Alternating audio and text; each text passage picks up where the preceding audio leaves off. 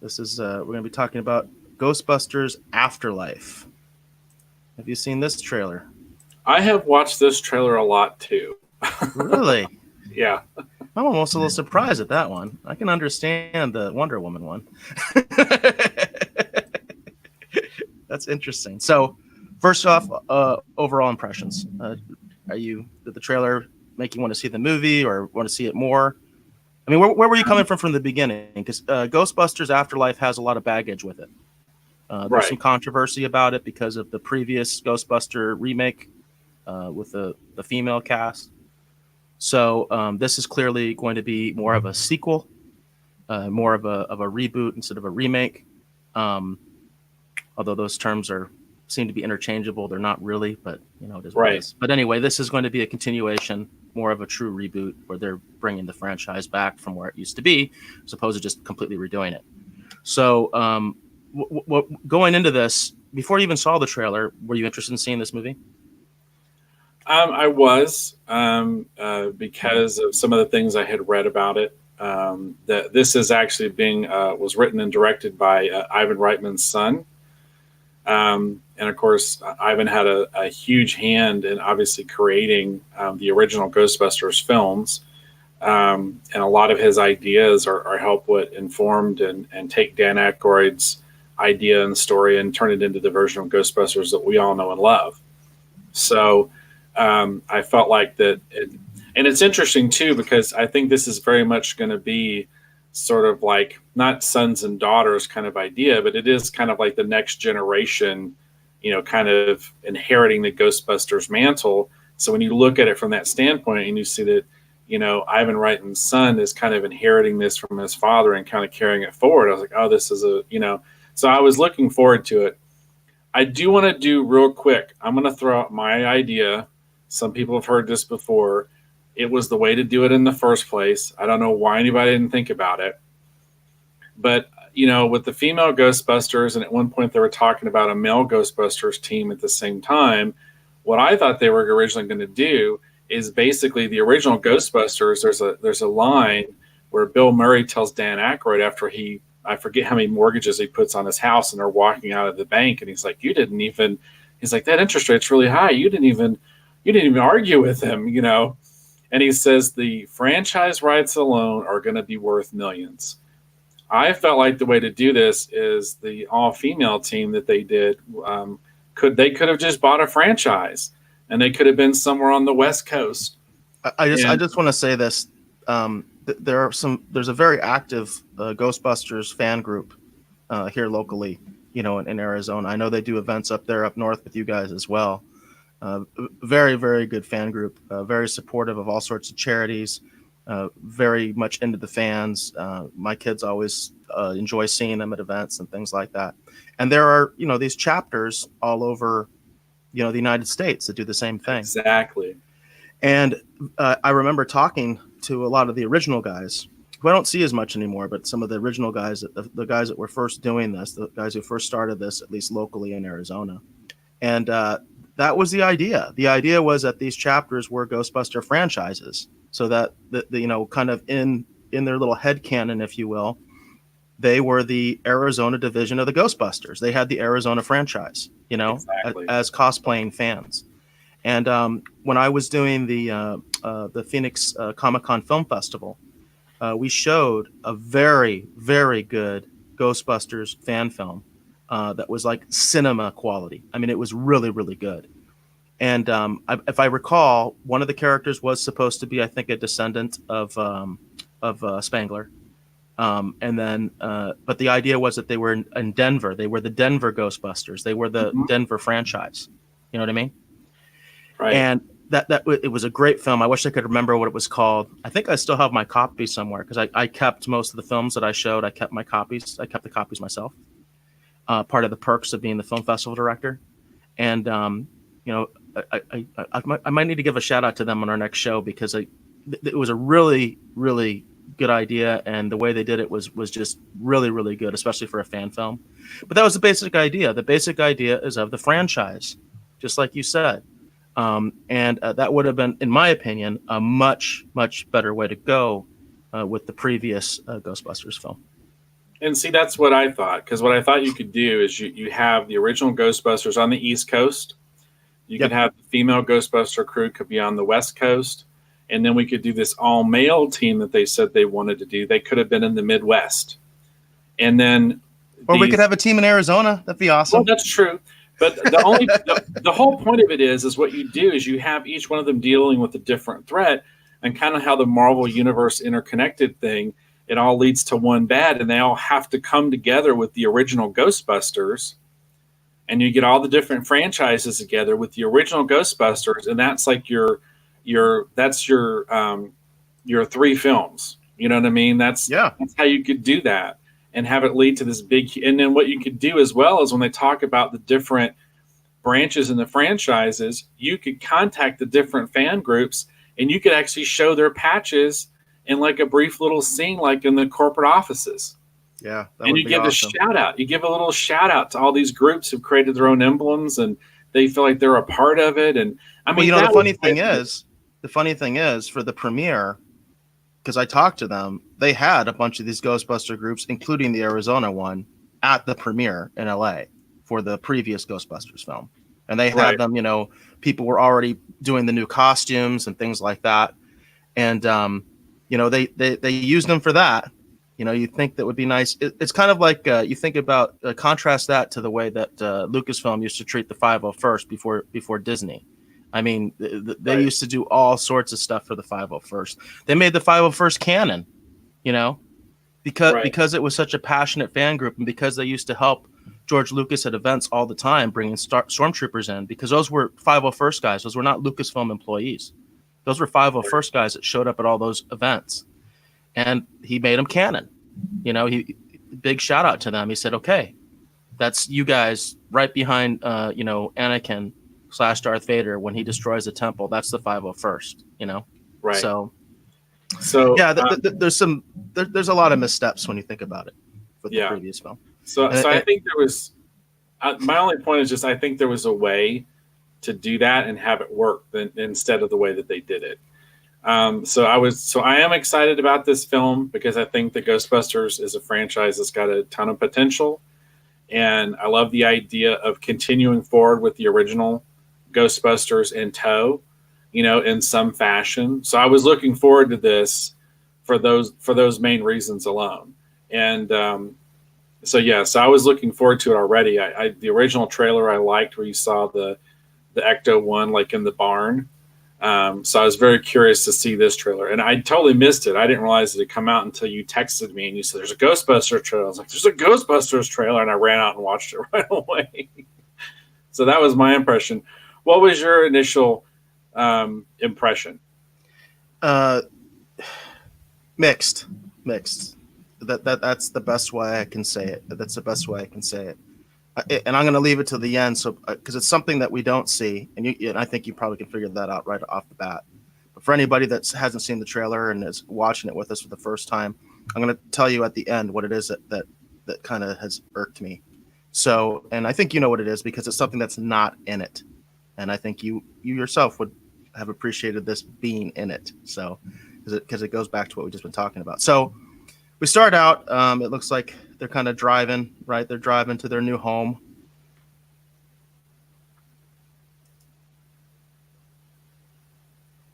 So we got a little bit of like exposition going on, kind of explaining that they're going to their grandfather's creepy house because I guess they're broke, right? Right. So these are the grandchildren of one of the Ghostbusters. I'm not sure if at this point they've told us which one they're related to. Some people have said they did a great job with casting because you can just look at them and tell who it is that they're related to. Yeah, I'd have to say that's pretty true. I do think that's true. So right off the bat, and this is funny. I don't watch Stranger Things, but a lot of people right off the bat are saying this reminds me of Stranger Things. Did you feel that at all with this? Yeah, I did. I now think it's intentional. Yeah, I think it's totally intentional. So we got something coming out of this well on this spooky farm. This is obviously more of the town of where this farm is at. Paul Rudd apparently has a big part in this. It looks like he's a teacher or like a professor or something, like at the local college, or Right. maybe at the high school. Right, he's I a think teacher maybe, of some sort. yeah, I think he's definitely a school teacher of some kind. And apparently, this part I remember they were saying that apparently there are no fault lines or anything like that in this town, but it keeps having earthquakes. So I guess he's one of these people that's kind of looking at that and like, what's going on? Why are we having earthquakes when we don't have any fault lines here? Like, there's no reason for it, no natural reason for it anyway. So that's what they're talking about in this part. I get the feeling that Paul Rudd's character is very much like the original Ghostbusters were before they became the Ghostbusters. You know, Yeah, like he's like a bit of a, he's like a parapsychologist, if you will. He's yeah, exactly, because they were teachers too. You know what I mean? I get the feeling he's kind of the same kind of personality. So that's a good call. You know, I didn't pick up on that until you just said that, and you're right, because it does sound like he's doing the same thing they were doing. He's investigating this weird phenomenon, right? That everybody else is probably dismissing because they can't explain it. You know, so they don't want to get anywhere near it because there's kind of that joke in Ghostbusters that you know, mainstream scientists don't want anything to do with this because they don't have an explanation for it, so they don't want to touch it. You know. So now we get the first inklings of what's really going on here, right? We get the classic trap. And it's actually Paul Rudd's character that identifies it because the kids have no idea what it is, apparently. Apparently, they did not have a good relationship with their grandfather. That is one thing that irks me a little bit, but it is what it is. Apparently, they didn't know anything about what he did, which I don't know how you wouldn't know. But, I mean, it was a big event in that universe. But anyway, they don't know what this is. So Paul Rudd is telling them what it is. And he thinks it's a replica, right? He thinks it's a replica of a ghost trap, not realizing it's the real thing. And it goes back to it makes sense he would know what it is because I think it reinforces my idea that he is basically as they were. That's why he would know all about them and be like, oh yeah, this is this, and like because he would have if there was a franchise, maybe he might have wanted to be a part of it. And we see him showing the footage, the news footage from when the event actually happened. That's obviously from the original Ghostbusters film. And he's showing the classic scene of them marching up to fight Gozer, right? Right. So he knows all about it. These kids apparently don't know anything about it. Like I said, that just irks me a little bit because I'm kind of like, how would they not know? But whatever. Apparently they were estranged from their grandfather. That seems to be the theme. Male parental figures have to be estranged apparently from their families in all situations. So that's a little of me just getting on a little bit of a soapbox there that I don't like that. That's not the major issue I have with this trailer though, by the way. That's just something that I don't like. So we see they're starting to play with the gadgets. They're starting to get into it, starting to figure out, I guess, what they do. So they're starting to use some of the equipment. The proton pack, which, you can imagine a child with a proton pack. Yeah. Which I think we're going to get an idea about what that's. And then in case if we weren't sure, they show us the uniform so we know who the kids are related to. Whoops. Hey, that goes by really fast. It's real brief, yeah.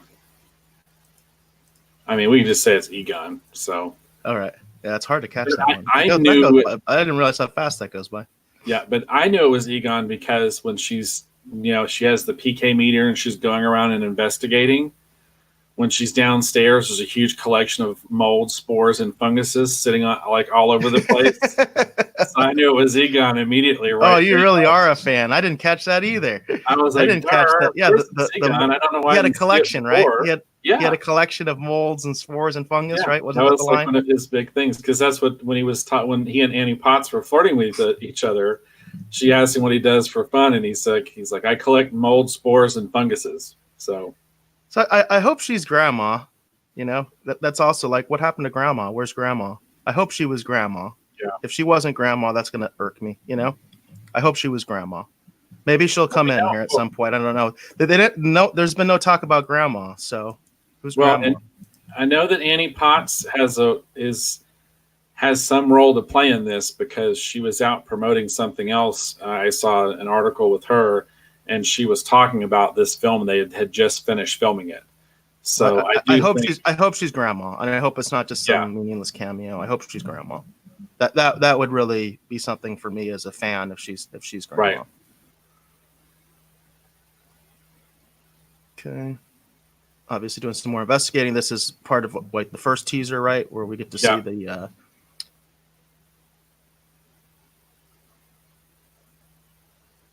More spookiness.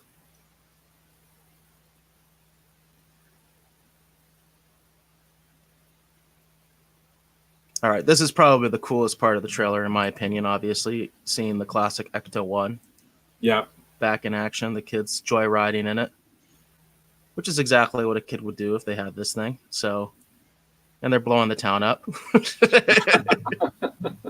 which is also what kids would do if they had one of these things.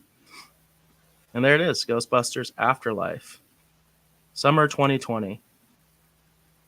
All right, so I'm gonna give you the guess. What is it? Do you think is my major gripe about this trailer? That we don't see any of the classic Ghostbusters in it in any form whatsoever. I thought they learned from the last one. I really did, because in the last one, as my understanding, they did have cameos of most of the major actors from the previous movies, from the originals. My understanding is that they appear as different characters and cameos. Right. I was like, why didn't they show any of that in the trailers? You know, to me, it's just like, I get it sometimes, like where it's too much. You know, like for instance, I was a little bit negative, like on the Star Trek Picard trailer, because I felt like they were almost like showing us too much, and I always felt like, I feel like this is all there is, and that's what they're showing us. You know, with as far as the reunions and stuff, with like Riker and things like that. Right. And I get that. But that also makes me concerned. It's like, are they in this film so, you know, is their role so minor? Are their scenes so small that they can't show us anything in the trailer? Because it's just like going to be a big nothing.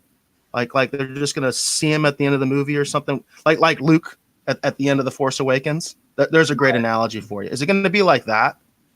If it's like that, I'm going to be so angry. You know, I'm going to be so disappointed. I honestly don't think it will be. I think they're holding them back for another trailer, because this is like the initial. But why? Why do we need to hold them back? Like, we held them back for the entire last movie. That's a marketing thing for you. I'm sure some marketing director thought it'd be a brilliant idea. I don't know. I mean, because they probably go, we have enough callbacks between the uniforms and the gadgets, and we got the car. We don't need to show them right off the bat. No, that doesn't do it for me. I like seeing Ecto-1. That's fine. Ecto-1 is almost like a character for me.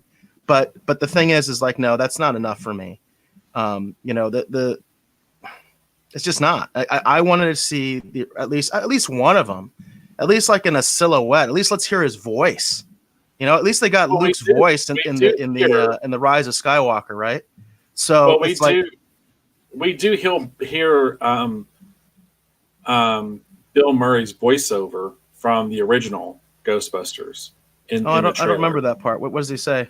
He's the one who's like, call it fate, call it karma. That's Bill Murray. That's his voiceover from the original Ghostbusters. So I think that then from a marketing standpoint, they're thinking they're giving us enough of the classic Ghostbusters, and they need to sell us on the new ideas so that we'll buy into it. I understand. I mean, to be completely honest, I liked the trailer, and it worked for me. Because I know that based off of everything I've read and everything I've heard, I know they have a role to play, and it's not a very minor kind of a role, because they had issues getting some people to come back, because it was probably more of a commitment than they wanted to do for this particular film. But in order to properly pass the proton pack or the baton or whatever you want to say from one generation to another, enough of the originals need to come back, and they need to play enough of a substantial role that we feel like, you know what I mean, that the ghost trap has been passed from one generation to a new one. So I like I said, because I know that this was Jason Reitman's idea and that he's working with his dad. I know they're working with Dan Aykroyd. I feel pretty confident we're going to get something that's going to be good. I mean, I really think so. I mean, well, I hope so. I definitely hope so. I hope the movie is good. I hope it is very much like you said, that passing of the baton.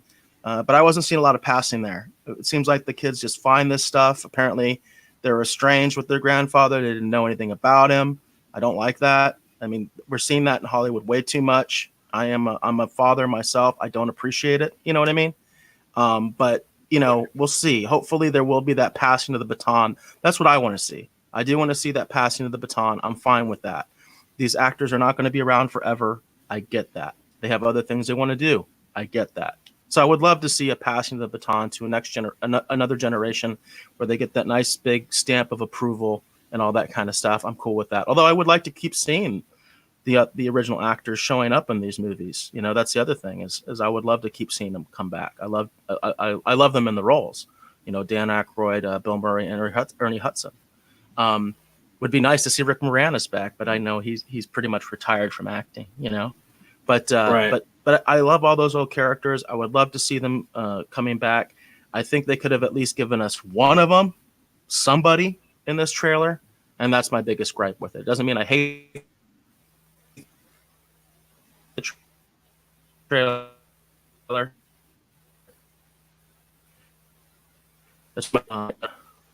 We lost the stream for a second there. Yeah. Just want to say I'm okay with the general idea. I like the idea of passing the baton.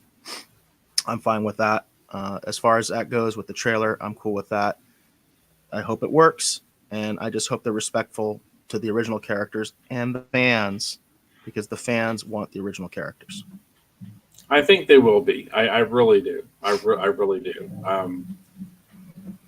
We will see, but I feel pretty confident that they are going to be. I think the lesson was learned from the last one. Because for me, it wasn't an all-female Ghostbuster team was the problem. It was just the fact that it was so disconnected from the original. It acts like the other events never even happened. And for me, I keep thinking about things like Cobra Kai, where it's a continuation. For me as a fan, I want to see a continuation of the story. Even if it has a few missteps and it stumbles, I would prefer to see a continuation than to throw away what came before. Yeah, I agree. I am 100% that way, because I almost always like the originals better than the remakes, the reboots, all that stuff. And that's almost universal. Even with Battlestar Galactica, which, there's people that just love Ron Moore's Battlestar Galactica. I had a lot of problems with it, and I still prefer the classic Battlestar Galactica. I don't hate Ron Moore's version, but I still prefer the classic. That's just the way I am. I like the original because the originals are always an original idea. And anytime you reboot or you remake something, you are stealing from the original creators. There's no other way to put it. So you have to do that in a respectful way, right? If you're going to be taking something from somebody else who created something, you have to do it in a respectful way. And if you don't acknowledge that and you kind of pretend like it's your own thing, I have a problem with it. Right.